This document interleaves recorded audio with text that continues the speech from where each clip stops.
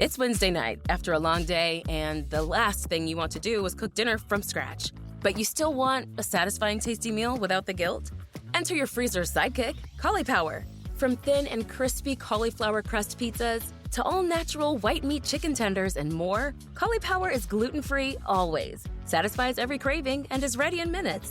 Cauliflower is available in freezer aisles nationwide. Visit eatcauliflower.com/where-to-buy to find a store near you. Hey everyone, this is Mike Morford, co-host of Missing Persons. I'm here to invite you to check out this preview of Wondery's new true crime podcast, The Apology Line, which begins with Alan Bridge posting flyers around New York City asking people to anonymously apologize for their crimes. Not to God, not to the police, but to his answering machine. Within hours, the calls started coming in. People apologizing for stealing, infidelity, lying, and even murder. Alan got dozens of calls from people claiming to be murderers, but one man stood out. Richie.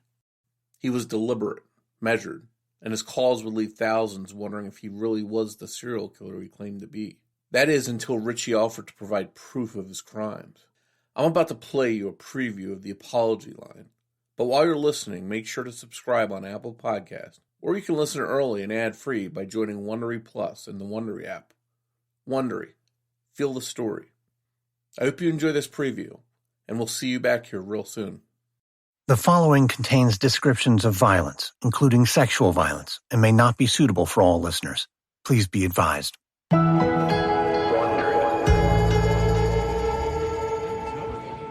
It was early 1981, and I was with a group of friends at a loft in New York City. It was a dinner party with, I think, about 6, maybe 8 of us around the big table. Doug Welch was there too.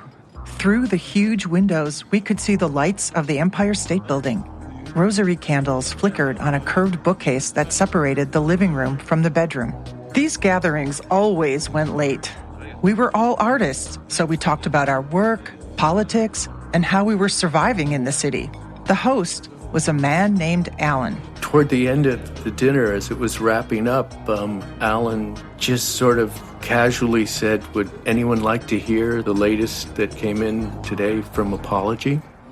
Apology was Alan's newest project. Doug's girlfriend Carrie vaguely remembered it had something to do with people calling a phone line. Alan held up a cassette tape. Alan was standing and sort of gesticulating, and yeah, he was excited. And we all kind of said, well, sure. Alan walked over to his cassette player, popped in the tape, and turned out the lights. First, we listened to what every person who called Alan's phone line would hear, an outgoing message in Alan's deadpan voice. This is Apology. Apology is not associated with the police or any other organization, but rather is a way for you to tell people what you have done wrong and how you feel about it. All statements received by Apology will be played back to the public, so please do not identify yourself. Talk for as long as you want. Then, we heard the voices of callers who'd left messages. I witnessed a crime. I did not report it. Down in the men's room at Penn Station, someone being forced in the booth and being robbed. I feel very badly about not reporting it. Bye. I'm really sorry because I'm white and female and rich. I would like to stop feeling the way I do about the blacks and the Puerto Ricans and the Chinese and the Japs. I just wanted to say I'm sorry to all those poor souls out there that wake up black and blue the next day after I beat the shit out of them. I've got not really an apology to make, except to one person, who is my lover, who is listening on an extension, and I'm sorry that I've made his life difficult. To him, I love you, Max. I apologize. Around the dinner table, no one moved. Everything became quiet except the tapes. The calls kept coming and became more disturbing. Well, I guess,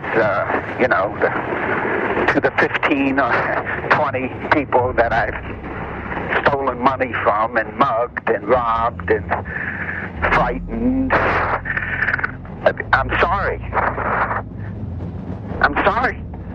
I don't have to say it 15 times, do I? This last caller wasn't like the others. Let's see, there's Henry. I killed Henry. He was a neighbor. He was a classmate of mine. Around the table, the mood suddenly changed. The atmosphere in the room just shifted from this convivial, post-dinner contentment to abject horror as this, almost this incubus sort of entered the room through the speaker and was actually in the room with us. This is a fantastic service that you're doing.